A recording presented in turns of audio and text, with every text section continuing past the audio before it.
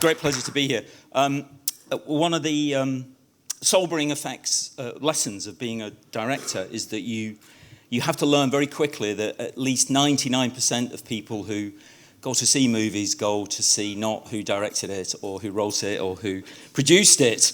They go to see who was in it. They go to see the actors. And in the case of tonight's recipient, Kate, that's quite understandable. I was thinking on the way here, I was trying to remember, one of the weird things about actors is that you remember them, but you never remember the name of the people they play, do you? And I was trying to think about the names of, like, I'm very lucky to be sitting opposite Dominic and Ruth, and who were amazing in that show. And I can't remember their names, though, of the characters they played. And yet I know everything about them, about the two of them and their bodies, everything. But I can't remember the names of the characters they played. And so I was thinking about Kate, and of course, what's extraordinary about her is there are some you can remember. It's easy when they're titular, like Mildred Pierce. But the other two are Jack and Rose, of course, half of Jack and Rose, of course, and my own personal favourite, Clementine, who I think we all remember Clementine. Anyway, I was very privileged to direct her in the Steve Jobs movie, and she plays a character called Joanna Hoffman, who I hope you will remember that name as much as you remember the performance, because she was a wonderful woman as well. You get a great actor. She is an extraordinary actor. I think you all know that, and what Justine was saying about her is all true. What I didn't expect is you get a filmmaking partner, really, when you employ her on a film, and a true partner, someone who could easily make films herself, and who instead helps you make them better. And she does that. She brings a kind of blazing and precise passion, like a force of nature, and simultaneously, astonishingly, is as cool as the other side of your pillow. Kate Winslet.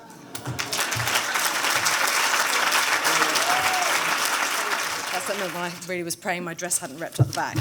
It's those zips from the top to the bottom, they're scary. Thank you, Danny. Thank you for that wonderful intro, and I'm terribly sorry that I forced you to spend an evening in a room full of glamorous women. I can tell you're having a terrible time.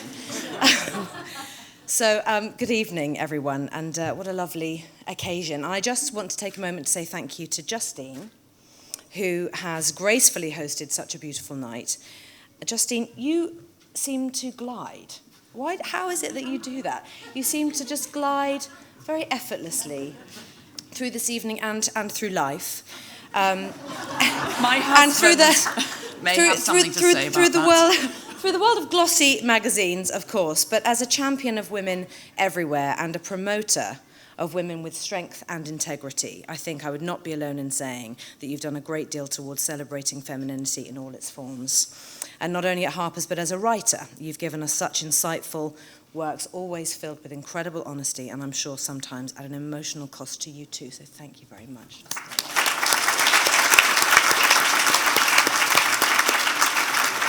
So now on to me, icon of the year, no less. Actually, so in search of inspiration for this speech, I Googled, as you do, most popular icons. And to my horror and amusement, Marilyn Monroe and Audrey Hepburn were nowhere to be found. Instead, I found Snapchat, Facebook, and Instagram that, as of 6 hours ago, were, in fact, the most popular icons of today. So in the spirit of being an up-to-the-minute icon, I decided to make my own. Cue icon. So, luckily, it turns out that W is, in fact, my greatest asset, not my arse. So now that I am an icon with my own icon, I feel I should say a few words. Now, I never set out to be an icon, and quite honestly, I still feel pretty unworthy of the title. But moments like this do give me pause and remind me how fortunate I am to do a job that I still feel so passionate about, even now after 23 years, because I am actually really old now. I'm grateful to still have this job and to love it as much as I do. And more importantly, though, to be in a position where, for example, if I make a comment about positive body image or aging gracefully, that comment might actually be heard and perhaps make a difference to a woman's perception of herself. And I feel very proud to be in that position, and I don't take it lightly at all. And to be in a room full of women being kind to one another. Sometimes I think that we really forget the importance of a compliment, and it's something I think young women need to hear a great deal. a compliment. So thank you for this compliment. I'm truly honoured to be in a room filled with such poise and power. Thank you very, very much.